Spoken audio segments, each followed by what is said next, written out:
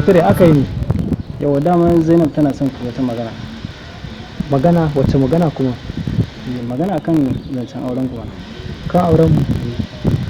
To ka ce mata ba komai na shirya, kar ka gaya mata komai. Ka ce mata na shirya ba matsala. Ka gaya mata gaskiya. Na gode ba damuwa na wuce sai an gani. Bros, ka ji dai inda abin da yake cewa. Ina jinka. Me yake faruwa? Dama mun haɗu da Bala ne. Ya ce magana na auren ku tana nan. Alhamdulillah. Zainab mun haɗu da Mukutar yake ce mun za mu yi magana da ki. Magana auren mu ce.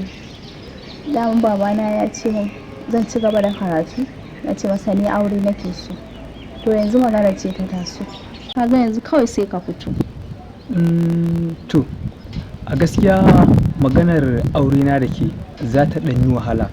Sakamakon babana ya ce min sai na tanaji jari na naira miliyan 60. Amma yanzu ina da naira 30,000 kyankyan a ƙasa. Lakadan ba ajalan ba.